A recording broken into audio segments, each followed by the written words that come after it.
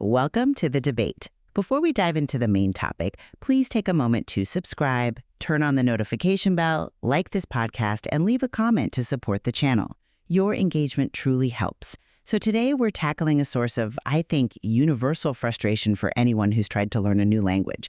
It's that feeling of failure, when you can't seem to get past the basics.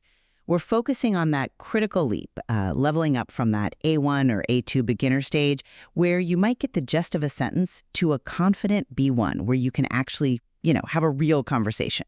And that transition point is exactly where most people just stall out. The material we're looking at makes a really powerful case that our traditional methods, all that forced memorization and rule grinding, are pretty much the main reason why. Precisely. The source gives these real-world examples. Students who put in years, in formal, structured classes and still couldn't hold a simple conversation. So the central question for us today is this. To get across that A2 to B1 gap, does the learner have to rely purely on, let's call it natural language acquisition, just enjoyable, high-context input? Or is an early structured focus on some key foundations and active grammar organization necessary to do it efficiently? I'm going to argue that we have to prioritize that pure acquisition. I think any upfront structure just hurts motivation. And I get that. I really do, especially when you see how badly the old ways failed. But I'm coming at this from a slightly different angle. While yes, mechanical study absolutely leads to burnout, I'm going to argue that the adult brain needs a strategic, targeted start, a small but strong foundation. This scaffolding is what's necessary to handle all that input efficiently and really bridge the gap from just passively understanding to actively using the language, which, for a busy adult, pure acquisition alone can take far too long to achieve. My whole position is really built on this core idea from the material, that the fundamental mistake is treating language like it's math, like it's something you can just memorize. Languages are living things. They're for communication. And you see that contrast so clearly in the example they cited. Years of hard French and German study, memorizing rules from a textbook, and it all resulted in just communicative failure. The turning point came when the approach shifted for learning Korean. Suddenly, it was no textbook, no forced memorization, and the focus was all on content that was genuinely enjoyable, things like music and videos. The brain learns language by finding patterns. It happens through continuous, high-context input, listening to or watching stuff where you understand about 70 to 80% of it. That's the sweet spot. And when the input is comprehensible, well, the grammar and the vocabulary just get acquired automatically. It's a subconscious thing, just like how a kid learns. It's not mechanical study.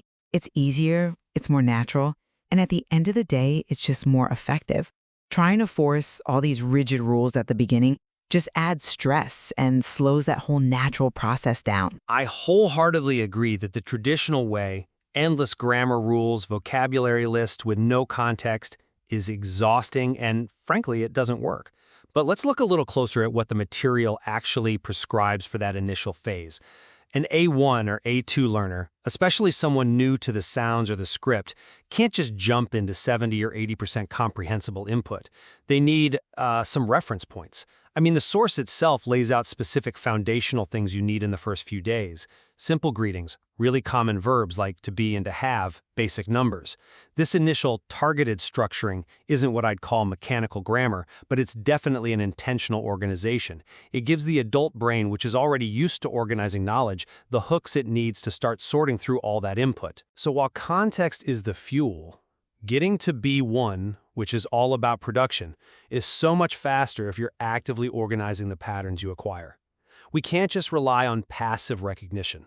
The learner needs to be pushed toward active techniques like imitation, recording their voice, thinking in small phrases, all things that need a conscious, structured approach. See, that's where I think we're interpreting it differently.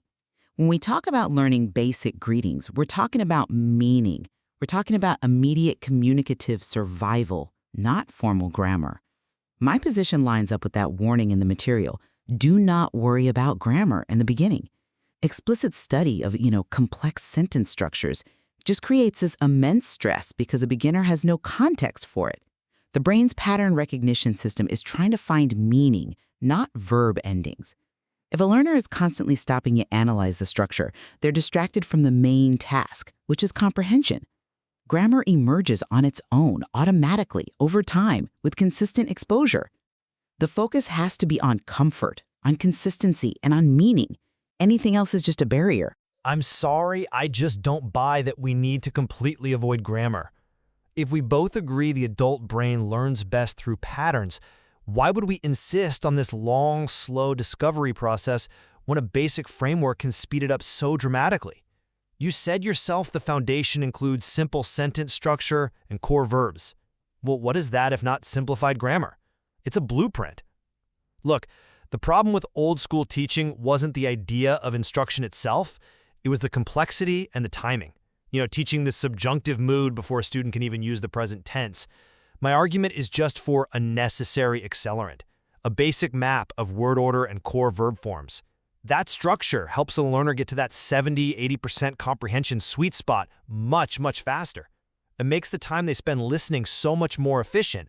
Without that little map, the learner risks just being stuck at, 40 or 50% comprehension? And at that point, it's more noise than mean. But that acceleration you're talking about, it often comes at the cost of retention and motivation. If structure is the main focus, the learner is just less likely to find it enjoyable. The real efficiency, I think, is in consistency. It is so much more productive to listen for 15 or 20 minutes every single day to something you actually care about, cooking, sports, whatever, than to spend an hour once a week drilling charts. Internal motivation is the #1 driver. That's what ensures the long-term commitment. So the slower, more natural process, fueled by that consistency, is way more efficient overall because the learner avoids the biggest pitfall of all, burnout. And burnout is what comes from that very mechanical, structured approach you're seeing we need. This just takes patience and consistency. The patterns will form on their own. I agree, consistency is what prevents burnout. But we have to be realistic about the adult learner trying to cross that A2 to B1 bridge. This isn't about just passive listening anymore. It's an active hurdle. The material even points out that you move toward comprehensible input after the first week. You don't start there. The material really emphasizes this language detective approach for when the input is still below that optimal level. And that detective work, listening 3 times, pausing, guessing the meaning, strategically looking up a few key words, that is a highly structured, active process. It is a world away from just letting the language wash over you. But calling it detective work doesn't change what it is fundamentally. It's still a meaning-seeking activity. You pause because you want to understand, not because you want to analyze a grammatical conjugation. And that's where I think the cognitive science is different for adults. The adult brain, after years of formal education, it often needs explicit organization to really process and file away those implicit patterns. That detective method is, at its core, a structural step. When a learner pauses to look up a word because it's blocking their comprehension, that is a targeted, almost mechanical intervention. This takes organizational skills that, foundational work helps build. We have to be intentional about how we file away those patterns during that A2 to B1 transition if we want to speed up our ability to speak. Otherwise, the implicit process just stalls. Okay, so we've established consistency is critical. Let's talk about vocabulary, which is often the biggest source of stress. The brain just rejects memorizing isolated word lists, random terms like pencil sharpener, because there's no connection, no real-world meaning to it. The brain stores things based on context and repetition. So words have to be learned through that contextual exposure. You hear, open the door, then you hear, I can't open it. The emphasis has to be on learning only the words that are, quote, meaningful to your life, things related to your hobbies, the food you eat, the objects in your room. That relevance is what lets the acquisition happen naturally and lastingly. You can bypass the stress of lists completely. I completely agree that context is king. Meaningless lists are a relic of a failed methodology. However, the method that's recommended, learning vocabulary through sentences, not alone, is still a form of intentional, targeted study. That isn't passive absorption. It's a deliberate act of recognizing a pattern inside a frame. And furthermore, to stop from forgetting, the material says the learner has to immediately use the new words. And this is where we see that need for structure shift from just managing input to actually mastering output.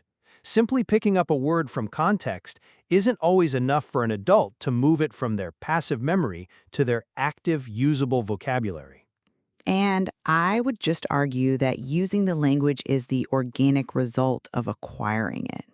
It's motivated. You're just applying what you've already comfortably learned. But the techniques recommended, writing short journal entries, labeling things in your room, recording voice messages, those are explicitly production techniques. This intentional, structured application of vocabulary, it creates a critical production feedback loop. It is not passive.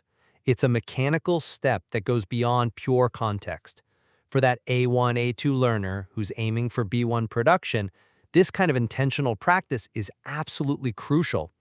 It forces you to organize the patterns you've acquired, it cements the vocabulary into your active memory, and that's a much more reliable and faster process than just waiting around for purely contextual repetition to eventually solidify every single word you need. The structure is there to serve the goal of rapid, reliable output. So the disagreement really comes down to whether the adult has to actively organize the patterns or if they can just trust the environment to organize them implicitly through motivated listening. Precisely. And I maintain that relying entirely on implicit acquisition is just inefficient for the adult brain, which is already programmed to look for and use explicit organization. I'll just reiterate my core thesis then. The ultimate path to fluency is about trusting the brain's natural ability, trusting it to acquire language through continuous, enjoyable, high-context input. This is the method that's shown to work even for languages as different as Korean and Chinese. If you focus on comfort and consistency instead of trying to be perfect with the structure, the brain just processes meaning naturally. Mistakes aren't failures, they're part of learning. The path is one of patience and natural pattern formation. I agree that acquisition is the engine, and motivation is absolutely the fuel. But for an adult learner, that journey from A1, A2 passive understanding to B1 confident production, it's best paved with some strategic structure. I believe the learner has to actively build that small foundation and then use targeted, intentional techniques, that active language detective method, writing, self-talk, to efficiently organize the complex patterns they're taking in. This blend of consistent input and targeted scaffolding, I think that provides the most robust and efficient path forward to master that critical A2 to B1 transition.